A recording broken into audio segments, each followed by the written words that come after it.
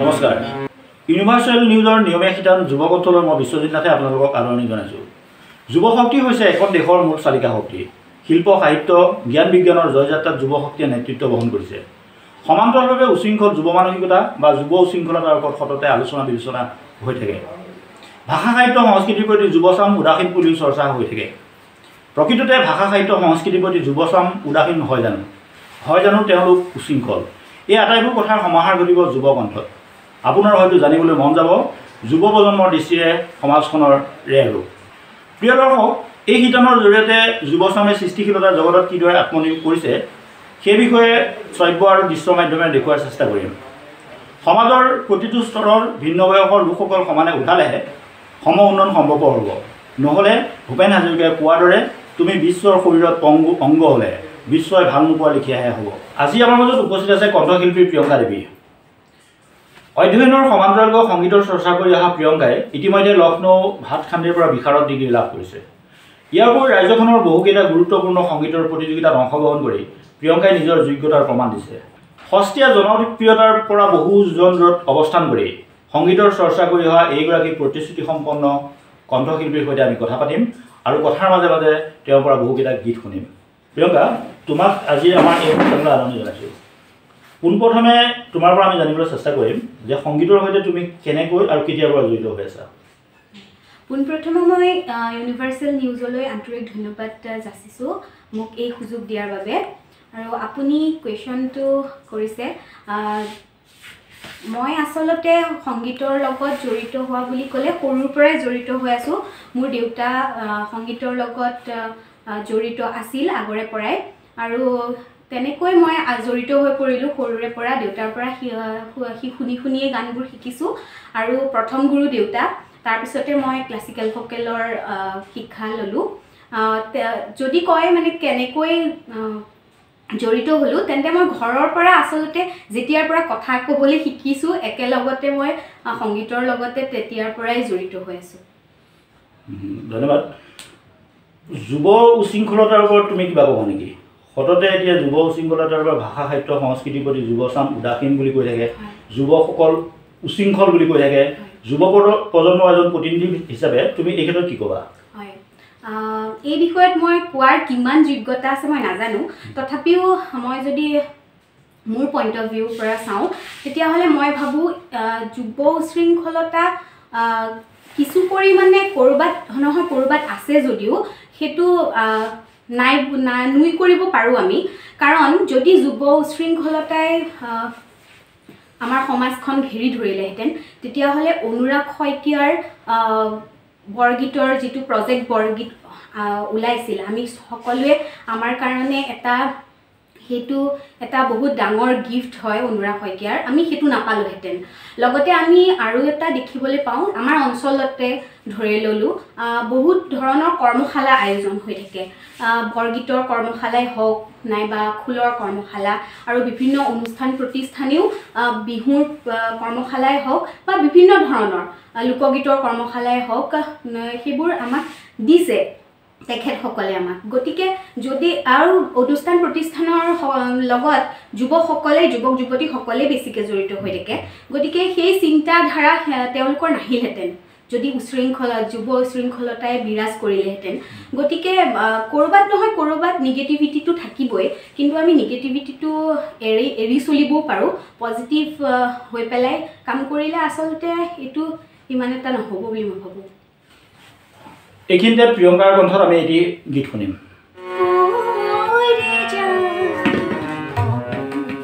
Jai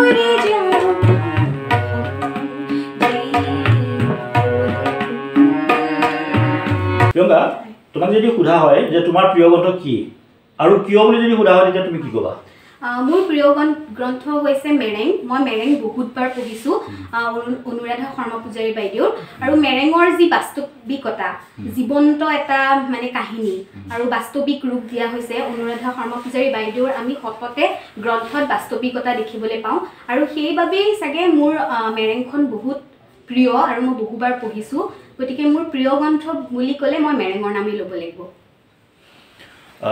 তোমাক যদি সোধা হয় যে প্ৰিয় সাহিত্যিক কোন আৰু যদি সোধা হয় কিয় তেতিয়া তুমি কি ক'বা প্ৰিয় সাহিত্যিক বুলি ক'লেও মই সেই একেটাই উত্তৰ দিম অনুৰাধা শৰ্মা পূজাৰী বাইদেউ মই কৈছোঁৱেই যে যি বাস্তৱিকতা মানে প্ৰকাশ পায় বাইদেউৰ লিখনিত সেই লিখনিয়ে মানে মোক বহুত আকৰ্ষণ কৰে আৰু মামণি ৰয়ছম গোস্বামী বাইদেউকো লিখনিও মই বহুত ভাল পাওঁ সেই একেটাই কাৰণ বাস্তৱিকতাৰ ৰূপ থকা কাহিনীবোৰ মোৰ ভাল লাগে সেয়েহে মই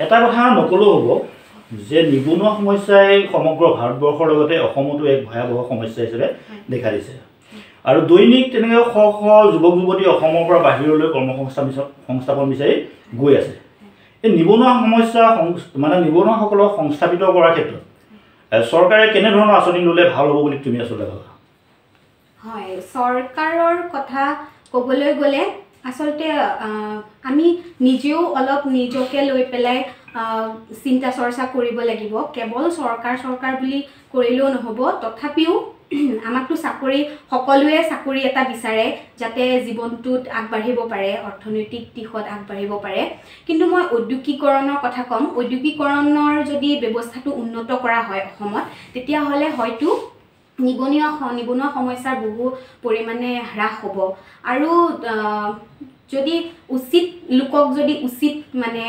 কৰ্মসংস্থাপন দিয়া হয় তেতিয়াও হয়তো নিবনুৱা সমস্যাৰ হ্ৰাস পাব বুলি মই ভাবোঁ মানে এই ক্ষেত্ৰত তুমি আশাবাদী ন হয়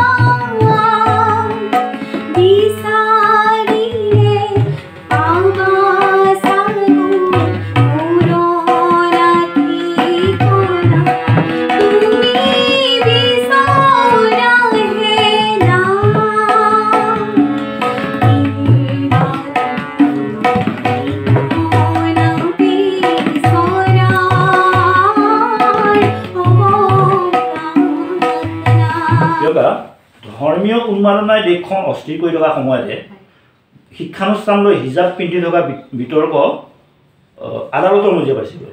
এই সন্দৰ্ভত গোটেই দেশখন তোলপাৰ লাগি আছে। এই শিক্ষানুষ্ঠানলৈ হিজাব পিন্ধি যোৱা বিষয় সন্দৰ্ভত তুমি কি ক'বা? ধৰ্মৰ সংক্ৰান্তত মই আচলতে কিমান কথা কোৱাটো কিমান যুক্তিসংগত সেই কথা মই নাজানো। তথাপিও আপুনি মোক কুৱেশ্যনটো কৰিছে যেতিয়া মই এইটোৱে ক'ব বিচাৰিম যে ধৰ্মৰ প্ৰতি আমিও আকৰ্ষিত, কিন্তু নিজৰ ধৰ্মটোক ভাল পোৱাটো সকলোৰে মানে এইটো এটা যুক্তিসংগত কথা। কিন্তু শিক্ষানুষ্ঠানত হিজাব বুলি ক'লে শিক্ষানুষ্ঠানলৈ মানে ধৰ্মৰ কথা এটা যোৱা নিচিনা লাগে। গতিকে আমি ধৰ্মান্ধ হোৱাৰ দিশলৈ যায়, কিন্তু ধৰ্মক এটা ভাল পাইছোঁ মানে এইটো নহয় যে আমি ধৰ্মান্ধ হৈ যাম। গতিকে মই একেবাৰে ছাপোৰ্ট নকৰোঁ এইটো কথা। আচলতে শিক্ষানুষ্ঠানখনৰ ওপৰত নিৰ্ভৰ কৰে তেখেতসকলে কেনেধৰণৰ সাজ পোছাক বিচাৰিছে। গতিকে আমিও অসমীয়া হিচাপে যদি আমি বিচাৰোঁ যে চাদৰ মেখেলাই পিন্ধি যাম, আমিও আগতে চুইদাৰ পিন্ধি গৈছোঁ নাইবা স্কাৰ্ট শ্বাৰ্ট এইবোৰ পিন্ধি গৈছোঁ। গতিকে আমি সেইটো দাবী কৰিব নোৱাৰোঁ যে আমি এয়াই পিন্ধি যাম, কাৰণ কিবা শিক্ষানুষ্ঠান এখনে যিটো বিচাৰিব মই ভাবোঁ সেই ইউনিফৰ্মেই পিন্ধি যোৱাটো যুক্তিসংগত। ধন্যবাদ। প্ৰিয়ংকাৰ সৈতে আমি কথা পাতিলোঁ, তাইৰ পৰা কিবা এটা আমি গীত শুনিলোঁ। তাইৰ ভৱিষ্যত উজ্জ্বল কামনা কৰি আজিৰ অনুষ্ঠান আমি ইমানতে সামৰিছোঁ। আপোনালোকে যদি আমাৰ চেনেল ইউটিউবত চাই আছে তেতিয়া আমাৰ চেনেল ছাবস্ক্ৰাইব কৰিব, যদি ফেচবুকত চাই আছে তেন্তে ফেচবুক পেজ লাইক আৰু ফ'ল' কৰিবলৈ নাপাহৰিব।